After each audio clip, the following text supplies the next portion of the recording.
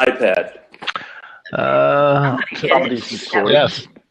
Did you just hit it, Ian? No, that wasn't me, but somebody. Well, I tried it and it didn't seem to click, but now it's on, so maybe it was me. How can you tell that it's recording? There's a little red light. That was Olivier. He did his thing. Yeah.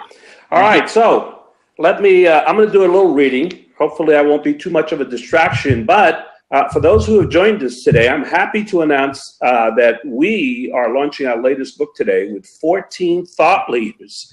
Okay, that's pretty exciting, from around the world who co-wrote Build to Grow. Our goal is to make it a bestseller today, and with your help, we can make that happen. So for today, for all of 99-cent investment. Now, I don't know about you guys, but 99 cents is all right. So that's a little more expensive than a senior coffee at McDonald's. But I'm sure. Thank you for sharing. I'm sure you all can handle that. So let me read a little bit about the press release, and then I'm going to open it up to a couple of authors that we've got with us today. The press release went out today, and it basically says the following: C-suite execs face a growing firestorm of profit killers. Sky-high healthcare, marketing costs, and constantly shaky and shifty technology. I should have said shifting technology landscapes and unparalleled turnover rates are some of the typical issues that employees and CEOs of companies face. Now, with an annual increase of 21.4% in historical employee replacement costs, it becomes important not only for business owners, but for CEOs and for employees of those companies to pay attention to what's happening in the landscape. Our new book, which launches today, is taking aim directly to take down those challenging issues that are facing all of us. So we are joined today by a number of authors. I'm going to allow them to introduce themselves, introduce their topic, and then have a conversation for a little while. So on the upper right of my screen, I've got Mr. Barry. So Barry, why don't you introduce yourself to the team, to the group, to the viewers, and tell us where you're from today also. Barry Gamar, company is Complete AV LLC, also Competitive Advantage Video, and I'm based near Palm Springs, California. And it is chilly, it's winter in the desert, and unlike the East Coast, we might get some snow on our mountains here in the next couple of days. So shocking. It's all good. My topic is using the tools of video, I guess is the best way to concisely put my chapter, and using it to reach out and engage and retain customers, much as we're doing here today on this blab. So using it in the context of supplanting traditional marketing mixes, reaching niches in the marketplace, extending our reach into places for our customer base and especially customer retention, and using it on an ongoing basis where it is systematized and it is automated and keeps the company in touch with customers on a regular, consistent basis. And that has, in our research, we found that one of the things that keeps many CEOs awake at night is that very topic of customer retention and being able to extend their sales cycles and have a frequency and consistency in doing business with customers. And as I noted in my chapter, that the first story that I told was about getting on a plane to go see customers, and this is back now almost 30 years ago. And it came down to not having what we're using today technologically, but having to physically go to the airport, get on a plane, fly to a destination, rent a car, and go meet with a customer to resolve some ongoing issues.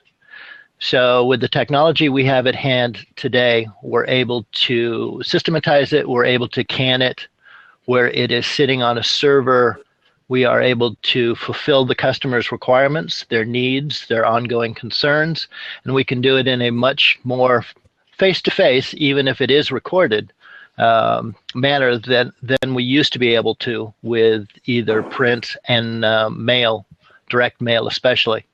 So Barry, let me interrupt you for a moment and ask you a question to illuminate and perhaps shake the thinking of some of our viewers and listeners. Mm-hmm. So what has changed in the last 5-10 years from a technology standpoint that has enabled this kind of shift to take place? We've moved from an analog world to a digital world. So we're dealing now with zeros and ones, where before, to do what we're doing today, we would have had to have a film crew, we would have had to have a studio, lighting, all kinds of extra technological gear to make this happen, and then we would not have been able to, without the aid of a satellite truck, been able to do this real time. We would have had to process it, or we would have had to record it and upload it, or send a tape, or. There was a physical manifestation in our world as far as distribution was concerned, hence CDs, DVDs, videotapes, etc. Where today we're able to capture this with a digital camera, digital audio, send it across the internet in zeros and ones, and have it reconstructed on the other end in the form of an audio and an image that we're looking at and relating to and interacting with that we've never had before. So, and Barry, who's the target market for this new technology, this new approach? Well, our book is specifically targeted towards the C-suite and corporations. Our niche was $10 to $15 million companies on up, and we can do it with the ongoing, what do I want to say, the ongoing dialogue with our customers in those enterprises. So it's not just something that we're throwing out there on the internet and here it is, it's all done, go see it, have fun, nice talking to you, bye-bye. Now we have interactivity. Now we have a dialogue. Now we have a conversation. Now we have a and this happens now thanks to the technology. Speaking of technology, we've got quite an echo going on. Mm-hmm. Barry, let me ask you to summarize and give people, the listeners and viewers, some contact information to further discuss this opportunity with you.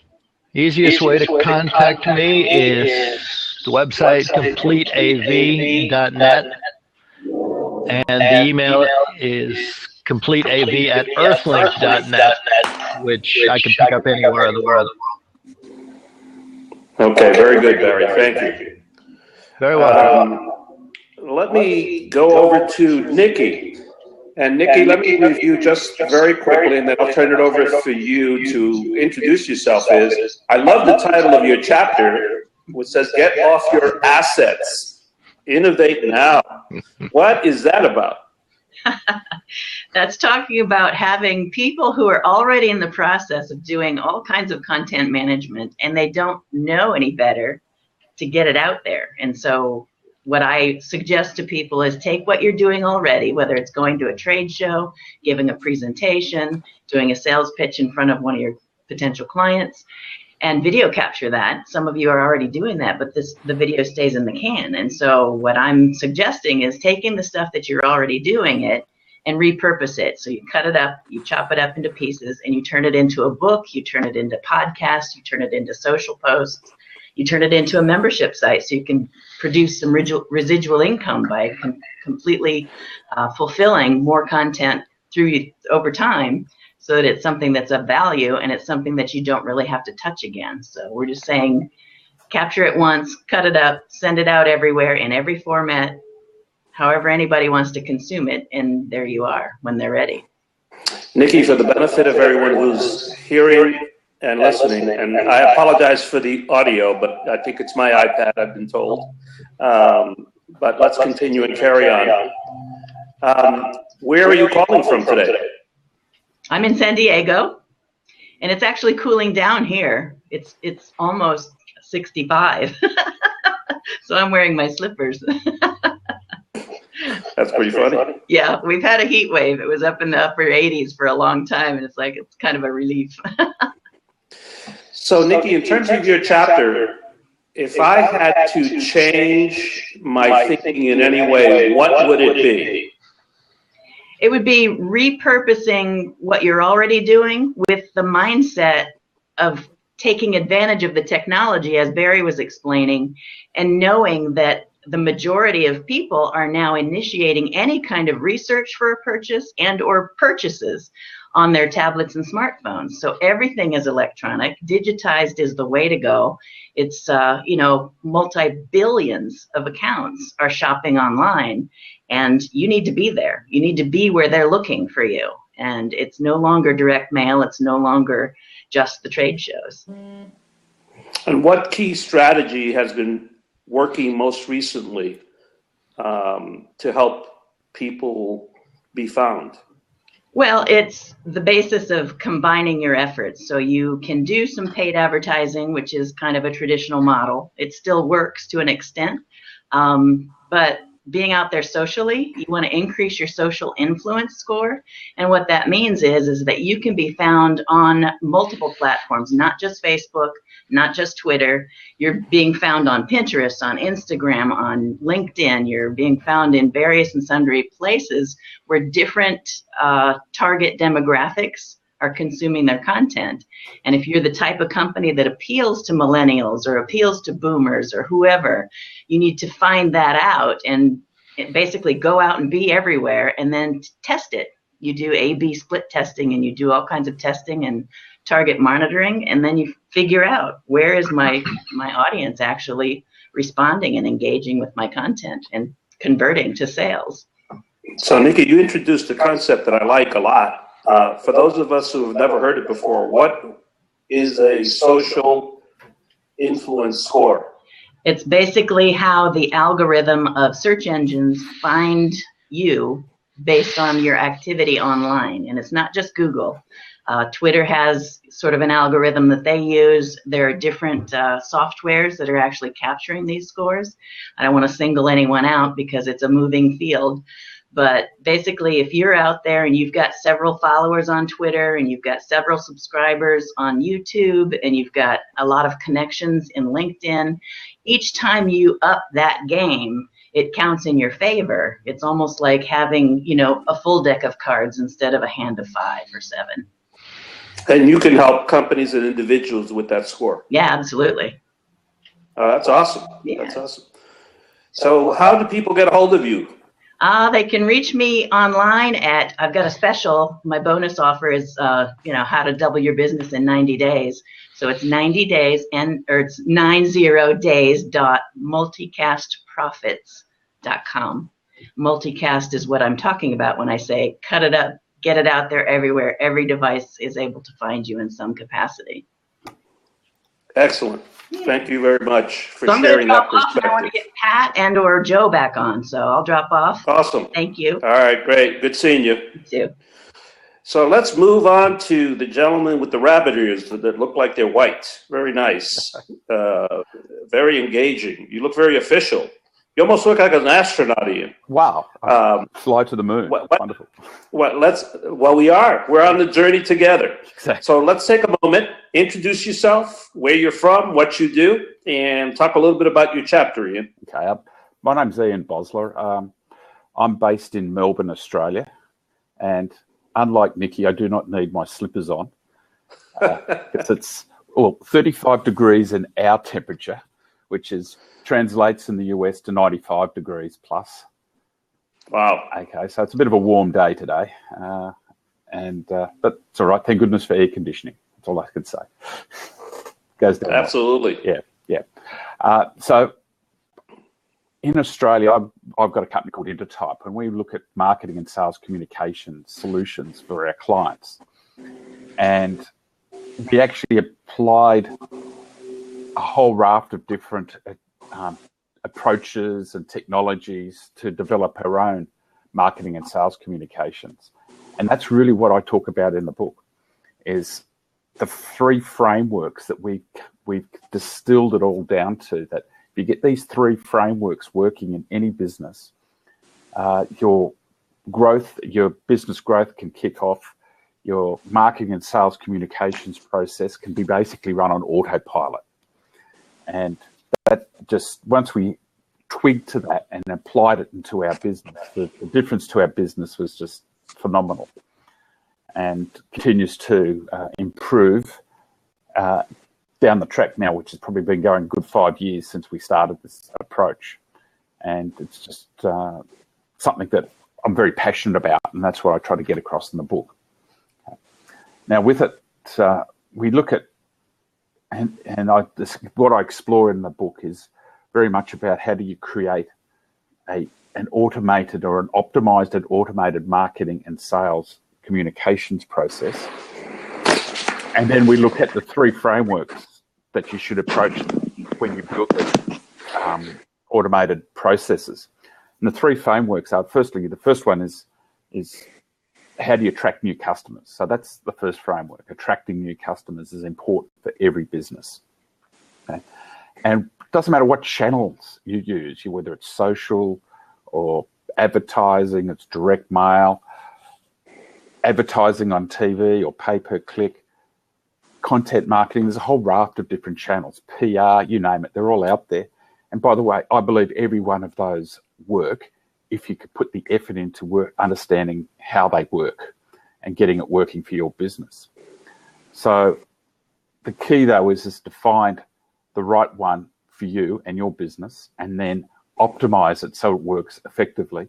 And once you get one channel working on the attract new customers, you then look at how do I get another channel working, and then another and another and another. And then before long, you'll start to have 3 or 4 channels working and optimized for your business, and you'll be surprised at the flood of new customers that you'll achieve just by doing it that way. So that's the first framework. The second framework, we look to understand how we can sell more to customers. So that could be existing or new customers. And we look at things like cross-selling and upselling, and a term I like, because I think this is the big kicker, I call it value selling. That's where we move up and down the value chain and the supply chain around the goods and services that we actually supply. And if we can expand our offer up and down that value chain, the incremental value for customers is phenomenal. And suddenly competitors become irrelevant. And that's a very, very sweet spot. If you can make your competitors irrelevant by approaching the way you communicate and the way you package your offers, is very, very powerful tool. Okay. And the final one is all about selling at higher prices. Now, any business would like to be the price leader. So I shouldn't say every business. I think, generally speaking, most businesses. There's certain businesses out there who pride themselves in being the lowest cost provider, or the lowest cost, or the low cost price leader. And we see that. I think you see that in the US and certain like Walmarts and Costco's and all of that, the very big focus in on price. But that's not sustainable for the vast majority of businesses out there. We all want to get a better return on the effort that we put into our goods and services. We all want to get a better return on our investment. And being the low price leader is usually not a very good tactic or strategy to actually grow a profitable customer relationship. And so in the book, we explore the ways we go about doing that, and the way you go about presenting the whole price issue, and how you can change it from a price compare to a value compare. And again, while you're doing that, you're suddenly making competitors irrelevant, because I can guarantee you your industry is probably not doing it the way you're going to be doing it if you follow these frameworks and this approach that I talk about. So Ian, in your work with clients, you help them navigate the 3 different frameworks within their business. You teach them how to do that. You have a format, system. Yeah, we have a format and a system, but we also do it more so in a done with you approach rather than a done for you. Now, I'm a big believer that the most important asset any business has is its marketing and sales process, because that's the cash generator for your business. And I don't believe you should outsource that. You've got to own that. You shouldn't have somebody come in there and do it for you. Otherwise, you're giving away the keys to your kingdom. And if you get somebody come in there and do it for you, it's very easy for them to say, okay, well, I'm going to take that now. I know how to do that. And I'm going to set up in competition to you. And you don't want that. You really need to own your own processes. And so our model is very much about doing it with you, hand-holding clients through that process on how they can improve and optimize their marketing and sales communications. So, from a engagement standpoint, Ian, when you work with a client, how long does it take for them to begin to see positive results in terms of the outcomes that they were seeking to? Yeah, that can vary widely. Okay. So I'm not going to give you a very specific answer there because it might be misleading. Okay. I can talk about our business because I know exactly what happened there within 6 weeks. Nice. I've noticed a considerable difference, and that was during the height of the global financial crisis. And did you have to turn your business upside down, or how much pain was involved with implementation? Okay. Well, during the GFC, everybody was suffering pain. Okay, all businesses were suffering pain, and ours was no exception. And yes, we had to go through and put a little bit of extra pain into the business to turn it around. Right. But that pain didn't last very long. We actually totally reconfigured our whole sales and marketing process. So unfortunately for some people, we had to downsize our sales area, which was painful for us because we don't like letting go of staff, particularly if they're doing well and very good people. But we had to. And we had to replace them with a different process. And since then, and this is going back 4 or 5 years, so I mean, our business is, well more than doubled since then, and we haven't replaced the sales team. We now have the whole sales effort, I suppose, is down to, we've gone from a team of people down to usually me, about 10 to 20% of my time. I hope you're compensating yourself well. Yeah, well, I've saved a lot of money. Ian, that your story is very compelling, and certainly your frameworks are very interesting. If people wanted to learn more about you and engaging you further, how do they do that? Okay, there's a simple way. They can actually get access to a free video training session where I dive in much deeper depth to what I go into in the chapter within the book.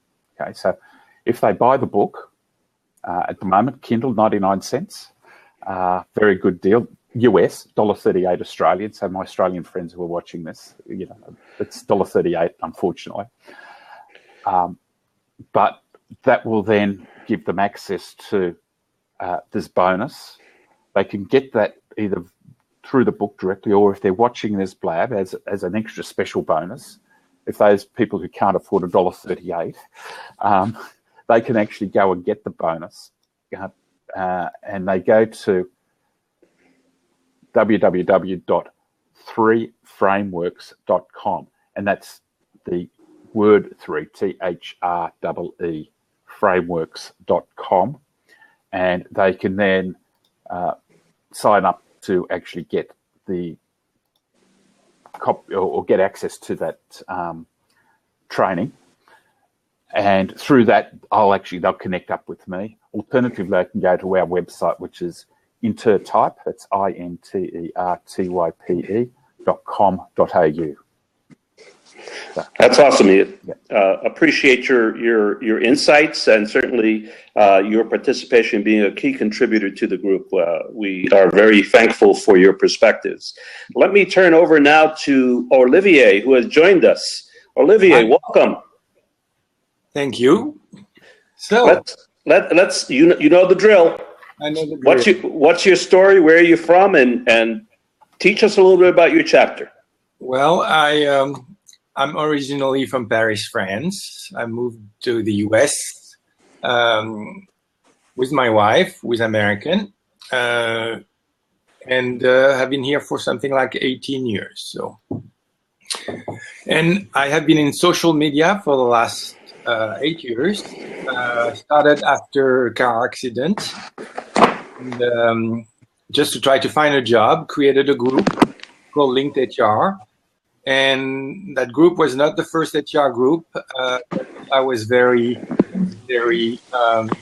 motivated, and consequently, my group became the largest group on LinkedIn. It is still the largest professional group today for human resources only, and it has a million members.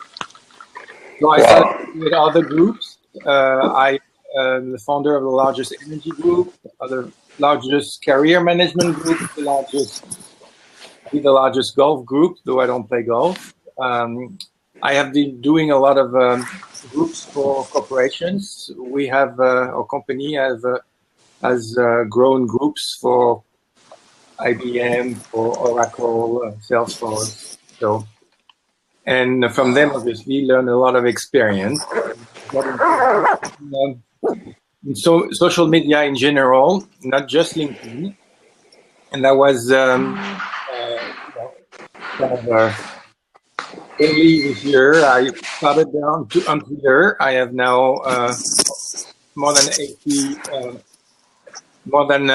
8,500 followers, and I'm still growing very fast. So, so I got interested in what is called the social CEO. Kind of strangely, CEOs are usually not on social media. I think it's less than 30%. And if they are on LinkedIn only. It's a little bit like the story of the CRM. What started as a contact management solution, a contact manager. Every salesman had that. Every division department. But they were living with it when they were leaving the company, and it was not organized and it was not connected. So that's where the CRM come from. Same thing for social media. You come to a company, you work with your own account, your own Twitter account, your own LinkedIn account. Yes, there are company pages, but really what's move and create viral messages, it's the people, it's not the companies. So I do believe that just like for the CRM, the CEO must be involved in social media, not just being involved, and be the one who organized the whole social media strategy. I believe that social media is not just a tool used by recruiters or used by salespeople. Yes, there are tools called social media marketing for the marketers, social CRM for the people doing support. You have social recruiting for the recruiters. That are tools, but social media in general is a policy with across departments, not just one, and all social media work together. So there are a few rules, I would say. It's number one. So it's the CEO on the top. It's cross department, and 3, it's even the most important. Employees need to advocate.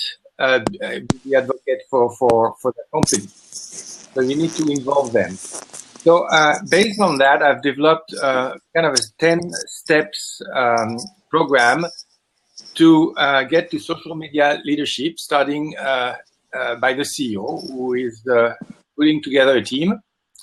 And so just to explain, the first step is is obviously the first thing you want to do is a social media audit.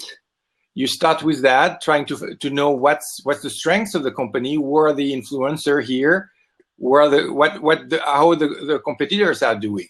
Then from there, you build a cross-functional team, all departments. You move to evaluate the employee influence. That's called an employee influence assessment survey.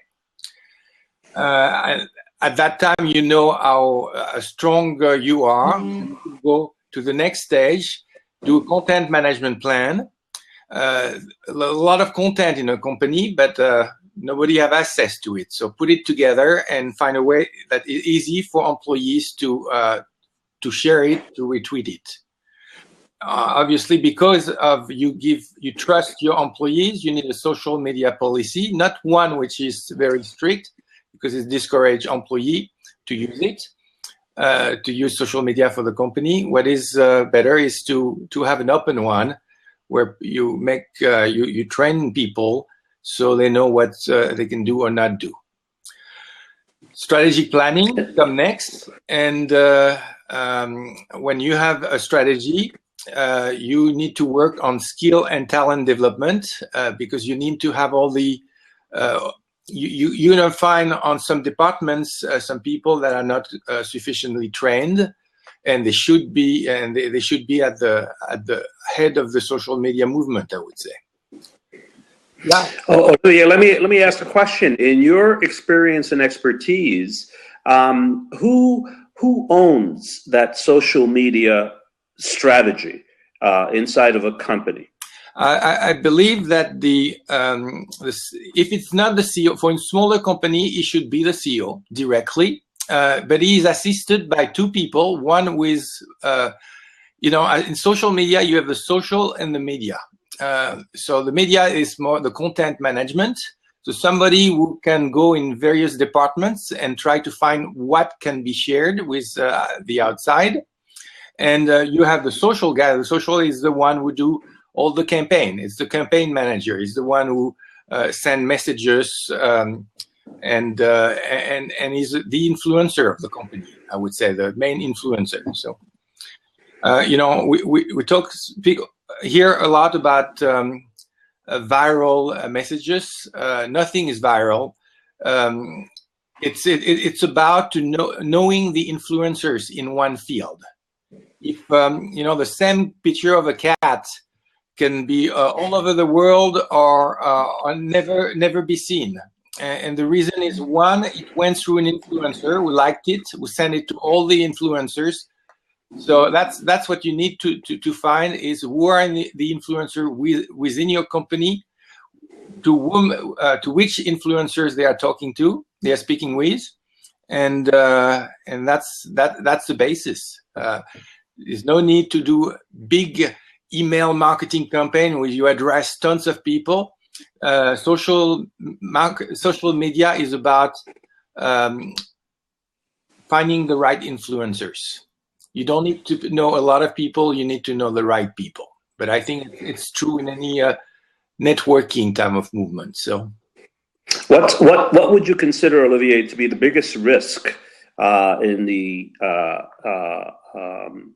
development, engagement, communication of corporate messages to both the employees, that's an internal communication, and to the from a branding standpoint, to the clients? Well, every company is afraid of what's going to happen. The disgruntled employee or the mistake made by an executive. I don't think that's the worst, because if you are really influence, you have an influence on the web, you could always say, "I'm sorry, I made a mistake." The issue is where you are not on social media, because people talk about you and you are not there to respond.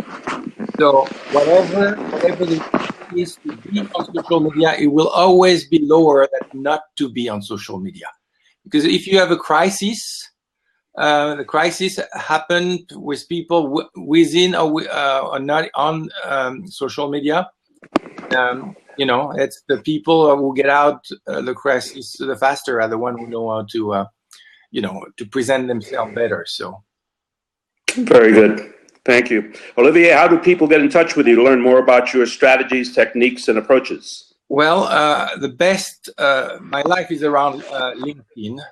It's become more about Twitter, but I am on LinkedIn, and from there you can reach me everywhere, I would say. You invite me to connect, and you have my contact information. And my LinkedIn account is obviously linkedin.com/in/OTAUPIN. And I am looking forward to having people following me on Twitter and inviting me to connect on LinkedIn. Very good. Thank you, Olivier. I'm going to introduce a couple of our other speakers that are lingering somewhere. So, Olivier, thank you for your share, your contributions. I am going to get a little more light. I see Pat has joined us. Pat, how are you? Can you hear me? I can hear you perfectly, Pat. Well, good, because I've been having trouble with the old microphone. You are clear, and hopefully my room is a little brighter. You can see my smiley face. So, Pat, welcome. You are one of 14 contributing authors to what we believe to be certainly groundbreaking strategies, tips, techniques, and tactics that can be used by small business people as well as some larger corporations.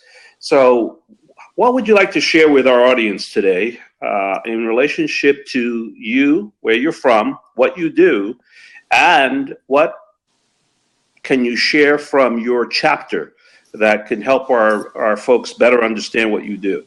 Well, I'm from Louisville, Kentucky.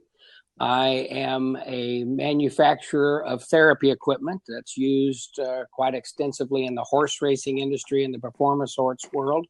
And we're now moving into the small animal and the human segments as far as therapy is concerned. It's a piece of therapy equipment that basically reduces inflammation.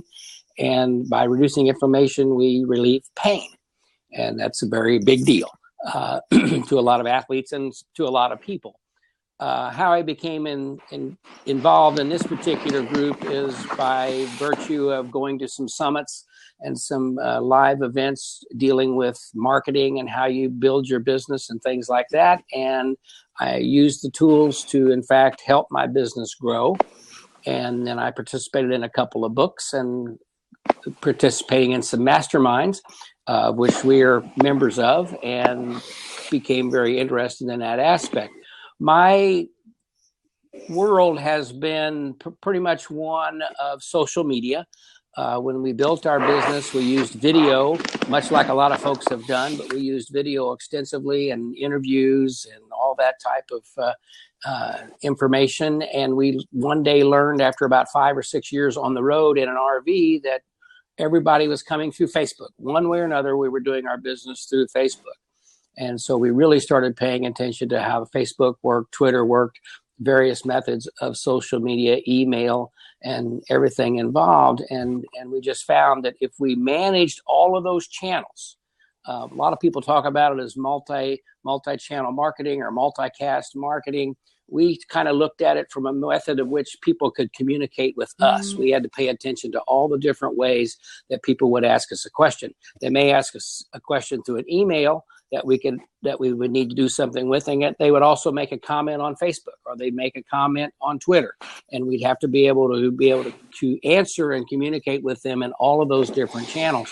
And that's an area that I think a lot of folks have looked at multicast marketing as an outbound venue, and we look at it as an inbound thing that we need to take care of. We need to take care of the multi-channels, as we call it, multi-source customer service, to take care of all the different ways in which a person can communicate with us, and they want that communication. If they ask you a question on Facebook Messenger and you're not there, they know you're not there. They know you may have seen it, but you didn't respond to it. Or if they send you an email, they expect to be responded to. So we have to monitor all of these different channels, as we call them, as they are, and then try to stay on top of that and communicate with our customers. And we've kind of worked that down to a pretty good little science. We've got different people who watch different different areas and try to stay on top of our customers all the time. Because customers today they used to say in sales, it takes 10 or 12 contacts to sell someone.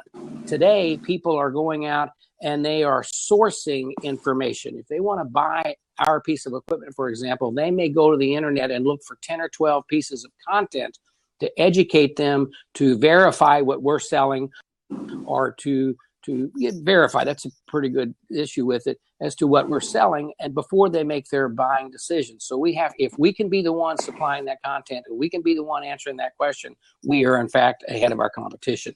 So we feel that that's a very big and important part of today's customer service cycle. And that's what my chapter is about, and that's what we approach. Pat, you've had extraordinary growth year over year. Would you care to share with our audience and our listeners a little bit about your story? How did you do that? I mean, that's remarkable. Well, it is an interesting story, and I think at least it's interesting to me, and and thank you for asking. But it's interesting from the standpoint that when we started this business and we had this piece of therapy equipment and we hit the road in our RV, starting to go to horse shows, dog shows, veterinary shows, chiropractic conventions around the country, our business grew to a point, actually mid six figures. We were comfortable, everything was working, but we were just stuck in that type of position. We used video and communication as a tool at that point. And then all of a sudden along came the social media aspect, and things were better, but they just stayed pretty much where they were. And then we became involved, as I mentioned, in these marketing efforts to better utilize the internet, better utilize the channels of communication, and some ways to educate our people online. We started an online training course, an online certification course, and people just loved that. They wanted to have the certification. They wanted to have ownership in what they were doing. And frankly, when we did those two things, online training, online certification, our business grew 40% in less than 60 days. And that's amazing. We went that year, we ended up just below a 7-figure year. The next year, we went to a full 7-figure, $1.5 million. This year, we're approaching. We're looking to be closer to $2.5–3 million in 4 years. We're on a trajectory. We got into a mastermind group, and I sat down with Ed Rush, is who I was dealing with, and he put me through a little cadence of listing what I do, where I spend my time, where we spend our time, and narrowed down where we should be spending our time, focused on that, and set some goals, and we're right on track to meet those goals. We're looking in 7 years to be a $10 million company. We're hoping to do that, and the Lord willing, everything will fall into place. But it all came about by virtue of communication, by virtue of giving people what they wanted, and paying attention to that and responding to that. And that's what is, to me, was so important about this book. There's a lot of people and I'm not a young person. I'm in my 60s, but I grasp and I really go after technology. And a lot of folks my age, a lot of folks even in their mid 50s or even younger, are just coming into the technology age, and they're sitting back saying, well, I don't need Facebook, or I don't need this, or I don't really need to know what my website's about. And they're totally wrong. If they don't embrace the technology and go to where they can really embrace their customers, they're missing the boat. And I believe that's happening in multi-million-dollar corporations as much as it was happening in my fledgling 6-figure corporation. Once we embraced that, everything changed, and it is continuing to change today. We're fine-tuning our tools, the tools that we're using to better approach how we communicate, when we communicate. I read an article today on how people are improving their email rates by sending personal cards to their customers. Because whose email are you going to open? Someone that sent you a card? Or are you going to open the email that you get every week that you don't know who's sending it? Just little disruptions like that are changing the way everybody's doing everything. But that's one of those channels that we have to monitor. And I'll talk all night if you let me to. So I'm sorry, Pat. You first of all, you've got a fascinating story, and certainly an unquestionable track record for performance growth in your current situation, your current position. And it probably started with a kernel of an idea. You had an idea. Can you reflect and share for the audience, what was that idea that triggered this kind of focus and growth? I guess, wow, that's a good question, Miguel. My story gets a little involved when I go back to how I got into this business to begin with. But my focus became, I studied broadcasting. I had an interesting major in college. I studied broadcasting and microbiology and pathology. Now, go figure. But I loved communication because of video. I wanted to do video. I wanted to do movies. I wanted to do all that kind of stuff. And then microbiology and pathology dealt with family business and a lot of things going on. So I wanted to be prepared to be there as well. But today in my therapy business, something that I didn't use for years, the microbiology and pathology, became very important to when I sold myself to people selling my therapy equipment. What is a salesman doing talking to me about therapy equipment? So I had to go back to my education and say, this is what I do. So I guess, and I got off there a little bit, but to answer your question, when I got after 9/11, here's the deal. I sold jet airplanes and I did jet aircraft maintenance. And 9/11 came along and everything went away. And I had to find something else to do. And so I grew up with horses as a kid, and I had a friend in Canada who says, hey, I need someone to help me with my therapy equipment and come on and sell therapy equipment. And I said, okay, I'll do that. I know horses. I know my way around a racetrack. And he said, don't go to Churchill Downs because they'll eat you alive. Well, that's the first place I went. I went to Churchill Downs. I walked around and found somebody who would talk to me. I talked to them. They told me where to go, what to say, who to talk to, who not to talk to. And I began selling this equipment. But from that day, I went back to my college of video. What can I present to these people to show them something different? So the idea was, how can I reach out to make myself an authority? I didn't understand that term back at that time until I became involved with the groups and the places we've been, Miguel.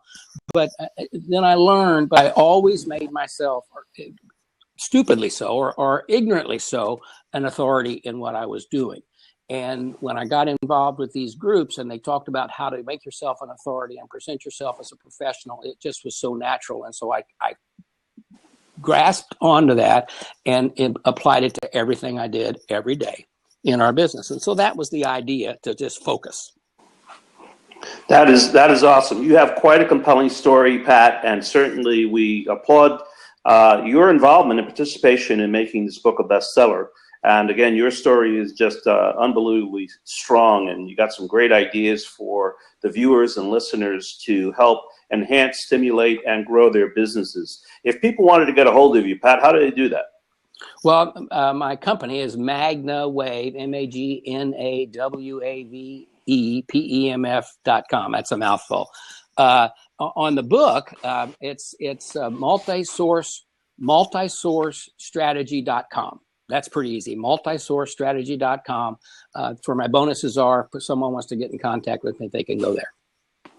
Excellent, Pat. We really appreciate your involvement. You have a great balance of your day. Thanks for the entertainment, by the way. Yeah, not a problem. I'll be around if somebody wants to ask a question. You bet, Pat. Now, I see my mountain man friend who just logged in. Look at this. He's growing a beard. Mountain man. I know it's cold in Vegas, but not that cold. Welcome, Joe. I've been on the whole time. It's been excellent. Everybody's individual stories are great. So why don't you share with us a little bit about your story, Joe? Who are you? Where are you calling in from today, by the way? And how did you? Nice. I like the blab. Very nice. Good deal. Get a T-shirt. I love that. So you're on, Joe. Who are you? Where are you from? I have offices both in Newport Beach, California, and also in Las Vegas. Currently, I'm in Las Vegas. About 40 years in the IT business, most recently with IBM, always in the software side of the house. And when I left in 2005, I went and started my own company. And we've been doing things such as reputation management and consulting for corporations. And it's been going very well. And I became involved with this group, which is probably one of the best masterminds you could ever get into. And writing books, 3 consecutive #1 sellers for myself. And now this one here that we just put out. And my section is on reputation management, and it's your company. So kind of a scary thing because I'll quote Warren Buffett, it takes 20 years to build a reputation and 5 minutes to ruin it. It's so true. And if you think about it, you'll do things a lot differently. When you think of all the different scandals that have happened out there, the Enrons and the WorldCom and all the different corporate governance and political regulations and everything are going on, companies are forced to look at reputation a little bit more. Although the organizations are seeming to gain a greater understanding of reputation and its value, most of them continue to struggle with identifying the risks and involving and developing strategies to mitigate them. It's crucial nowadays to be listening out on the social world to everything that's being said about your corporation, good and bad, and be able to respond to them in the shortest amount of time possibly. The longer you wait, the more money it costs you. For instance, you take any company such as Taco Bell. One of their employees puts up a video on the internet of him licking a whole stack of taco shells, and it goes viral within minutes.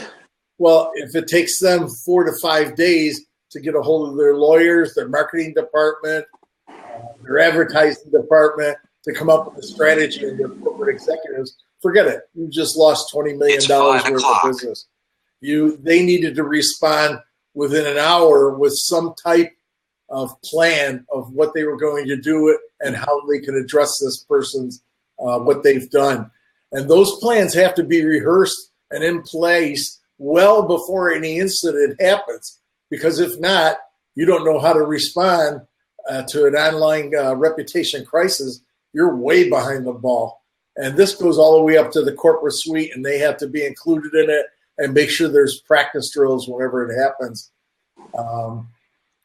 Is there anything else you wanted to? Yeah. So if you're a small to medium sized business without access to all those lawyers, publicists, or a limited budget, how would you suggest a smaller company deal with those kinds of issues? Sure. One thing I wanted to mention that our book is, although it's written for the C-suite, I think it's also written for the small business person too. They might as well look at it and see what the big companies are doing and how they're doing it, and kind of filter it down, percolate it down, and say, you know what, maybe we can do a little bit of this, maybe we can do a little bit of that. But if the big boys are doing it, I guess I need to be taking a look at it too, because I want to make sure I don't get caught with my pants down also. What they do is, and Joe, your book covers some of that, your chapter? Yeah, it covers some of that as far as what to look for, how to respond to customer service questions and concerns in a more personal way, positioning your brand where your target audience is. Put little listeners out there, things of finding out of like a Google alert. Let me know every time somebody talks about this or my topic or that type of this product. Why don't you explain to us that don't know what a Google alert is, what that is? Sure. In Google, you can there's a pull-down menu where you can have Google alert you through email and or through Google when anybody talks. I can put in my name. When anybody talks about JT Ippolito, when anybody talks about media marketing management, whatever topic is reputation management. When those things come up in Google, they'll send you an alert saying, hey, this is being talked about right now. And you can go exactly then and jump in and join the conversation and see what is trending on the internet in regards to those particular processes. And how much does that cost to do that? Free. Free? Did you say free? Yeah. the nice thing is with the consumerization of IT products and services and software that at one time used to cost hundreds of thousands of millions of dollars, and it only took an IT staff to do, are now right at your fingertips of being a small businessman, and most of it is for free. You know, your chapter, Joe, connects very nicely with a couple of other of the authors that are also featured in the book. Sure. And one of them that comes to mind, we had him on a couple of authors ahead of you. Olivier talked about CEO, the social CEO. That's right. Can you give us a little bit of your perspective on that? Well, they need to get involved. They need to have a presence because people want to hear from the CEO. And I don't mean they go on to Twitter and they go on to that type of thing, but occasionally putting out information as far as where he thinks the company's direction is going, what the competitors are doing, what he sees. The best thing is when he can do things like trending, what he sees is going to happen within the next 5 or 10 years down the road in his industry. They have to be on the forefront. The number one thing I tell to every single corporation and small business is if you're not number 1, 2, or 3 in your marketplace, you're not going to be around very much longer, or you're going to lose market share consistently to where you're not even relevant anymore. And by relevancy, I mean they have to be out there every single day and every single week talking about the company, making sure everybody knows, hey, we're out here, we're doing this, we got this new product, we're doing that type of thing, we're going to have a TV show, we're going to do a webinar and this type of thing for our new product launch. And if you're not doing that, you're not considered relevant. If you look at it, you name me one web page that's out there or website that's out there that's ever been updated. It's a static piece of information that people only go to and find certain information. Well, that's not live.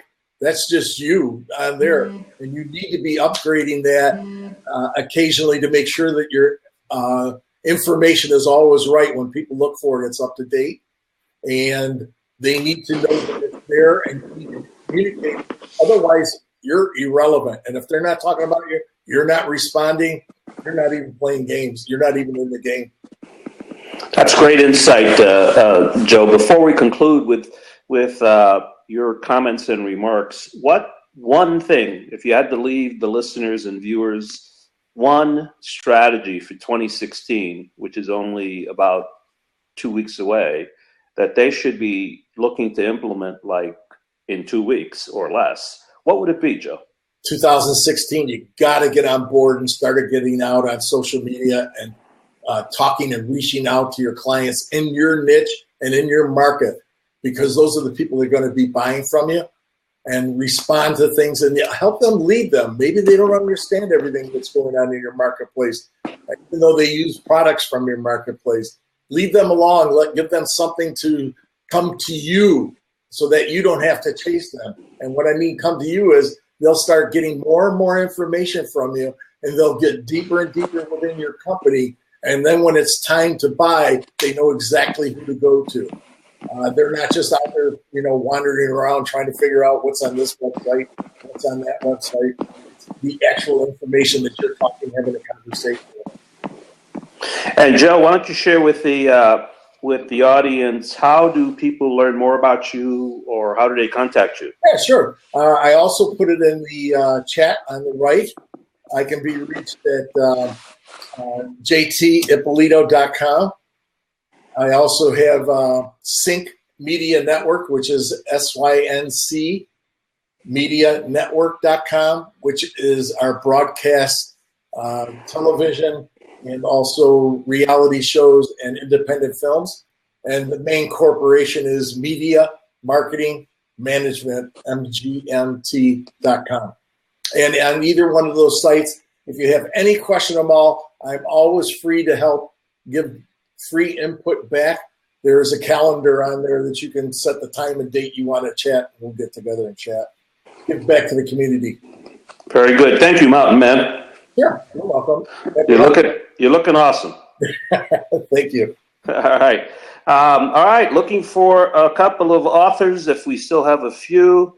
If I don't have anybody on deck, then I will take it from here. So let me talk a little bit about what I do.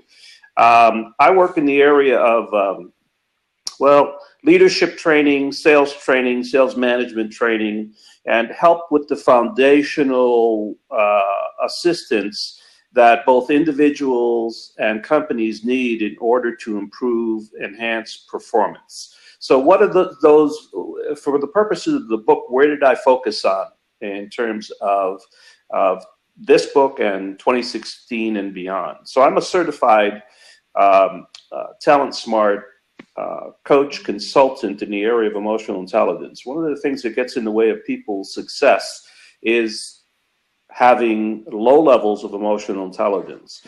Have you ever noticed, for example, that great communicators, salespeople, CEOs, and otherwise seem to make progress and be very effective in terms of the things that they do relative to both business and, equally as important, personal life? Well, if that energy, if that performance could be measured, and it can be measured, it has to do with a high level of emotional intelligence that those individuals are using. Look, you and I both know that we don't always get our way. If we did, Joe would be closing 100% of everybody he sells to. And that is not in the cards. Almost impossible, but you can get a high percentage. And a lot of that has to do with not only how you communicate with clients, but also on how you present yourself to clients. So I teach clients and business owners and leadership teams in 4 basic areas that has to do with improving and getting a high level of EQ. And it starts with self-awareness. So there are tests and feedback that I help people with in terms of determining self-awareness of their emotional intelligence. So it starts with the educational piece and self-assessment to get that self-assessment. Then we move from that stage of evaluating where you are today to developing skills in areas of self-management. Inevitably, try saying that fast, and in every case that I work with people, what we find is that whatever level of emotional intelligence they are currently being self-assessed at can be improved by self-management techniques. So self-management techniques, I want everybody to think for a moment. When was the last time you responded and reacted in a way that you would not be proud of? I want you to think about it. Everyone's got it clearly in their head. And describe for yourself what emotional state you were in when you reacted that way. Well, that's part of self-realization and self-management. Once you realize what we call your triggers, then you develop strategies and techniques to cope and to deal with it effectively. So people with high IQ are very well skilled in self-management techniques. So I work with, again, organizations and individuals to help them with that area. The third level of significance has to do with social engagement, social awareness. And we've talked a lot about social media, communications, and other things. But have you ever noticed that there are certain people that you migrate to that you like that have strong communication skills, for example, to use that metric? Well, that's because they have great social awareness skills. They know how to communicate. They know how to attend an event and not be necessarily a shrinking violet, but they also don't have to be the center of attention in every conversation. They engage just right for the environment. And then, of course, you got other people, and you've met them all. I'll ask you to think and reflect for a moment. Your last BNI meeting, which is a networking organization that really is a little too aggressive for my tests because they are transaction-oriented in their relationship. In fact, very low on EQ, relationship management, very high on transaction, because everybody usually that's in BNI is looking for a sale. Well, you know what? People do business, as you guys know, with people that they know, like, trust, and respect. So there are better ways to engage rather than being as assertive or direct as sometimes folks are in a BNI networking group. After that, you've got the most significant and most important fourth element of emotional intelligence, and that has to do with relationship management. Think and reflect for a moment. Who are your best customers? Why are they your best customers? How do you communicate with those customers? How do you communicate with any customer? Think about your for those of you who have automated marketing systems, think about your autoresponders, your sequencing. What message you're sending out? What frequency do you use? So again, all these tools are very transferable to the real strategies and approaches that we all use in our business. So I share that with you because that's what my chapter talks to. Those 4 components of improving emotional intelligence as it affects the hard dollars of improving your business results. And if you've got a large organization or a small organization, or you want it for your own self-development, that tool is outstanding and I highly recommend it. Anyway, my name is Miguel De Jesus. My organization name is Purpose and Action LLC. I'm headquartered where Joe's got a couple of other offices in Las Vegas, and I do great work with a number of people. I work in both small businesses and have a couple of Fortune 500 executives that I coach with. Love what I do and continue to do that. And that's my story. You can get a hold of me at www.coachmiguel.com. And let me open the lines to anyone who would like to ask a question of any of the authors that are online or have any comments. Please join us. The lines are open. Thanks, Miguel. That was great on your part, too, as far as what your company does. Thank you, Joe. Hey, perfect, Miguel. I was just going to say the same thing. I wonder if there's any folks. We have a few folks that are not part of our group that have joined us. So I wonder if they have any questions that they'd like to ask. Yeah, please feel jump on and answer them. Absolutely. Please feel free to jump on and ask any questions. I see a Mighty Mouse avatar. Who's that? Wow, that's Rob. That's a fellow named Rob. R. Gletter is his name. And then we have a pilot. Nihilist Pilot is with us. Awesome. Again, any questions? Any questions? Don't be timid. Don't be shy. And Susan Ordana is with us. Hi, Susan. Hi, Susan. We've met many, many times. Another great woman entrepreneur. Congratulations on your latest book, Susan. Absolutely. And then we have Richella. Richella is with us. So perhaps they have some comments or questions, having listened to what we've been discussing. Pat, thanks for helping facilitate, because I'm on an iPad. I don't have those screens. Yeah, no problem. Is Rob, the Mighty Mouse, is that Rob Cuesta by any chance? Well, R. Gletter. And Susan, you're welcome. Your book is very great. I suggest everybody. First area. I mean, my God, we cover everything from webinars to social media to interaction, just everything. And it becomes mind-boggling for someone where to start. And JT kind of addressed that. Where should I start? If somebody's going into 2016, what do they need to do? And I always just say start somewhere. But, where did you start, Miguel? What got you when you left and both of you, actually, there's two great guys here. Both of you were in Fortune 500 companies or large companies. When you left and you started to go on your own, what was your focus? Here's my story, and I'm sticking to it. So for the better part of 40 plus years, I helped individuals grow first, whether they worked in my organization or worked cross-functionally in other organizations. I had the benefit of working with two Fortune 500 companies. One was $15 billion when I left it, and the other one, actually, I started when it was about a $40 million company. So that's big for smaller businesses, small from where I was coming from. And help leverage my knowledge and expertise to help that organization grow from about 40 million to 2 billion before I retired. So what is the common thread for what I have done for most of my life? And I'll answer it in a brief sentence. And that is to help people achieve breakthrough performance in whatever thing they were looking for.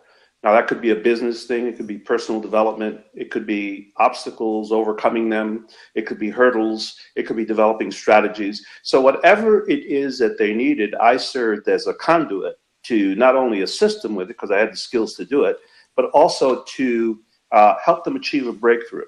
And one of the things that I enjoy doing which, by the way, is not necessarily available to all leadership-oriented people. There are some that can teach, some that lead, but rarely have I found the combination of both, where leadership and the educational aspect and strength of training have been found in one individual. I probably met 4 executives in my entire career who actually focused on providing both. So that's what I do.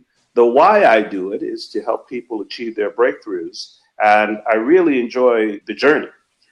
And obviously meeting the hundreds, not quite, maybe thousands of people that I've met along the way.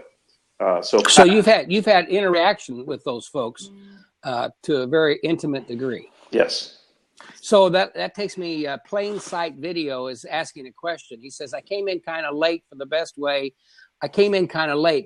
way for businesses to drive engagement would be to create value in the lives of their customers or potential customers. I don't find many people talking about this. You don't need to sell for that to be the result. I think I understand what he's saying, but any thoughts on that, to create value in the lives of their customers or potential customers? JT? Well, mine has always been, when you achieve a certain amount of success or you've been around long enough, like Miguel and myself, it's time to turn around and give back and lend a hand to everybody else and bring them up. Throughout my career, regardless of where I was in software sales, I always went and made sure I was working on the latest software that was leading edge technology, just on the market, like within 3 months, not leading edge, not mainstream, but bleeding edge. And I gravitated towards that.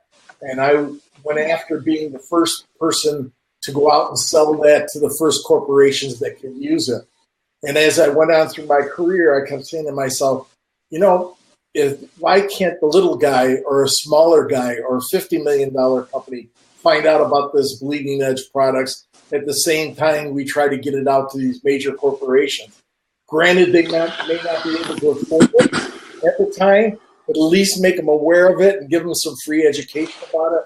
And I found that by doing that and not asking them to buy anything at all, just giving back to the community, I found I got a lot more people interested in what I was doing in my products, and they came along for the ride.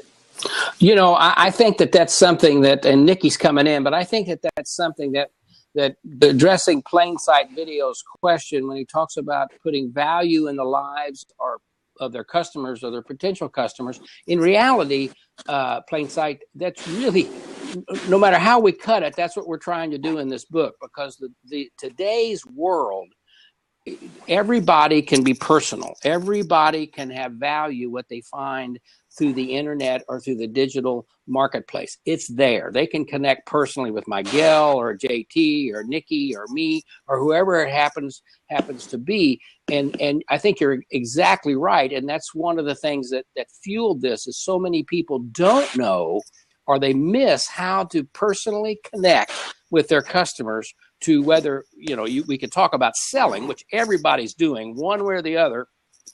We all need to make money, but if to create value to your customers is where it's at. And that's what we're attempting to do in this book, is to show people, whether they're in the C-suite or they're in a small business, how to better connect with their customers, to move that value from me to my customers, so they can take that value and give it to their customers down the road. So I think that's a great question, Plain Sight. But perhaps Nikki or JT or Miguel, you have a spin on that. Let's have Nikki have her comment. Yeah, basically in the internet marketing world, and Plain Sight Video is bringing up Gary Vaynerchuk as an example, awesome example. What they do is they basically go out and engage and give value as many times as they can. And it's not until the 5th or the 7th or the 12th time that these people are contacted that they turn around and then convert and become that regular customer who trusts. And so it's a matter of quantity in addition to quality. Yeah, I would. The only thing I would add to those comments, Plain Sight Video, is that you take a look at Vaynerchuk's business model. He's very Trumpian in his communications, and from that perspective, he gains a lot of viewers, listeners, etc., because he cuts to the chase. But he has and continues to have a tremendously large free line of information, insights, tips, and strategies. I mean, he's probably one of the largest still givers of content available.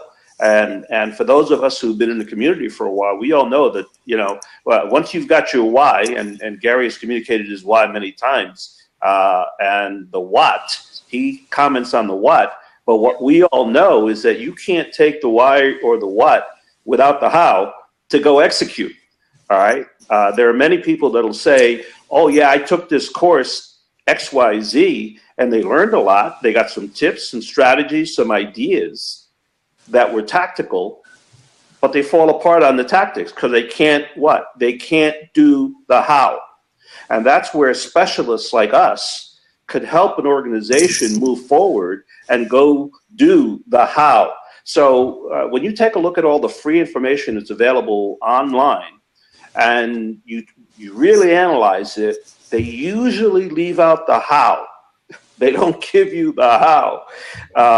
Now, many of us on this call right now actually go a little further, and we do give the how because we do it for a number of reasons. We do it unselfishly. We do it because we want to help a nonprofit or someone that really can't afford our services. So we scale down what we offer and help them anyway.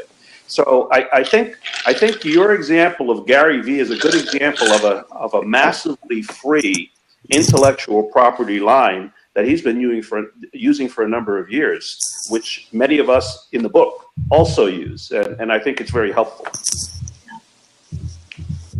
Anybody else have a comment? No, I think he's right on, and I think my mother used to say when I was a kid, God bless my mother, but my mother used to look at me and say, hey, go do something and fake it till you make it. And, and there's a lot to that in the sales world. You want to project that you know what you're talking about, know what you're doing, so you can then make it at some point in time. But today you hear Gary Vaynerchuk, which I've heard him say, Brendan Bouchard and other people, give it until you get it.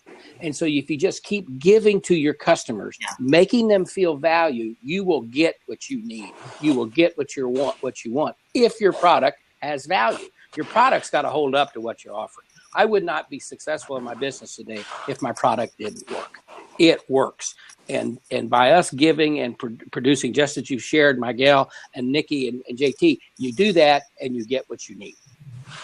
Yeah.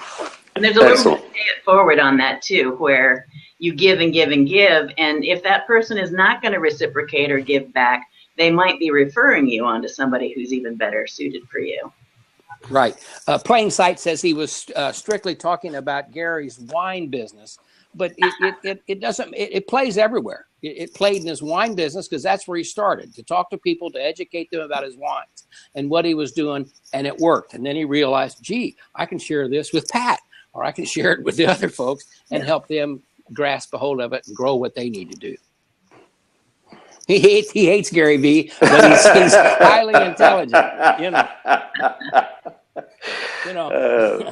And I that's another lesson I learned from my mother. I wanted everybody to like me, and she used to say to me, "Everybody's not going to like you." Not going to like you. And I don't think Gary cares if he doesn't like him. But he is intelligent, and he does do his deal. So we all need to learn from those instances. Yeah. What was his book? Jab, jab, jab, right hook. That's something like that. I forget. That kind of explains his thought process. Any other questions from anyone online or otherwise? Don't be timid. That was his second book, Plain Sight.